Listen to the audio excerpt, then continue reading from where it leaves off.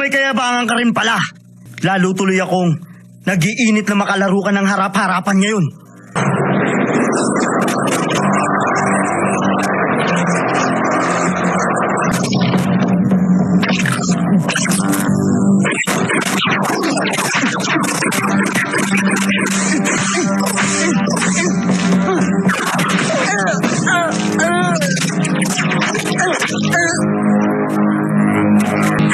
Nahuli rin kita. Nga ang galing at talino mo sa paggamit ng chakra. Gamit ang chakra na nagmumula sa mga butas ng dulo ng mga kamay. Pinalalabas mo ang matatalas na chakra na parang karayom at itinutusok yun sa mga sapot ko. Pumulin din!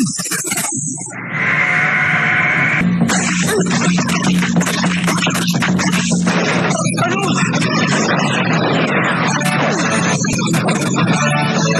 Ka na mag-isip na malalim, ipapaalam ko sa'yo. Palabas din ako ng chakra sa kahit anong parte ng katawan ko. Ako na tatapos sa larong ito.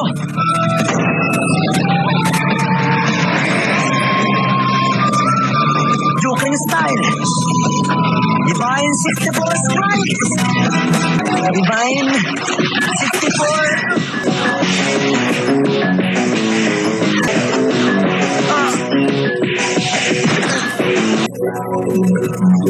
Pag-alaman ko na ang ginagamit mong pangdepensa ay meron din naman palang mga kahinaan. Ano na bata? Hindi mo ko kakayaning talunin!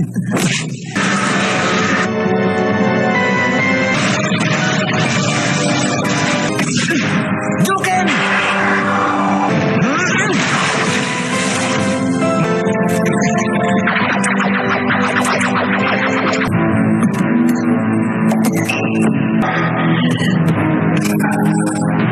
Neju, Tego! 100%! Teka! Oh! Muntik na yun. Kung tinamaan ako nun, siguradong patay na ako. Paano nangyari yun? Bakit? Bakit ako lumampas sa 15 sentimetro sa pinaka-target ko? Kung ganun, dahil sa chakra, kaya naman pala nagawa niyang madetect ang pagdating ng sibat na pinakawalan ko at may iwas ito sa target. Sigurado akong halos ikamatay na niya ang pagpapalabas ng chakrang ganun kalawak ang sakop. Kung ganun, tama ako. Hindi nga niya nakita ang paparating na sibat. Ibig sabihin, unti-unti na nga niya nakukuha mga kahinaan ng mga mata ko. Meron nga siyang 360-degree vision. Yang kaya niyang madetect ang lahat ng pag-atake na nasa loob ng 50-meter radius. Pero sa hindi may paliwanag na dahilan, may isang kunay na hindi niya naiwasan. Sa madaling salita, may tinatawag na blind spot ang kanyang special eye technique. Abot ng kunay na tumama sa kanya ang blind spot na yun, kaya hindi siya nakailag. Ang blind spot na yun ay makikitang nagmumula sa isang maliit na joint sa ibaba ng kanyang unang vertebrae.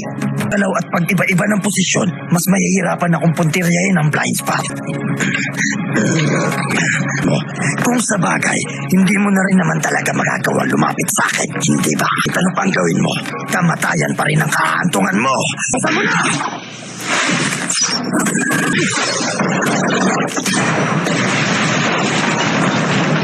Kumanda ka ngayon dito. Lalagyan ko ng konting palabok at sunod kong tira. Lakas siya. Laking-lakas niya kung ikukumpara sa akin. Halos wala na ako natitirang chakra. Mukhang ayaw na niyang gumalaw. Suko na.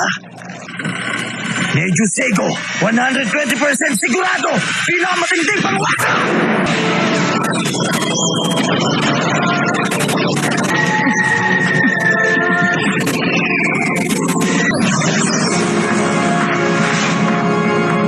Sa pool!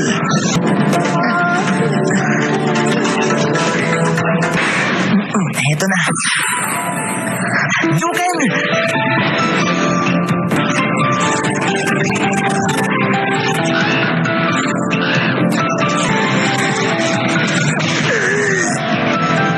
Nangyari yun. Dapat patay na siya agad sa tirang yun. Ano mang mula sa chakra, pwedeng sarain ng kapwa chakra. Diyan magaling ang Joken technique. Juken? Kaya pala, binuhos niya lahat ng natitira niyang chakra at pinadali sa tali. 8 uwak. Hindi ko na uli makikita ang iba pang ibon. May ilang internal organs na nasira. Pero buti na lang kaya ko pang makagalaw. Kahit na mas malakas pa sa akin ang kalaban, kahit na mabugbog pa ang katawan ko, hindi ako magpapatalo.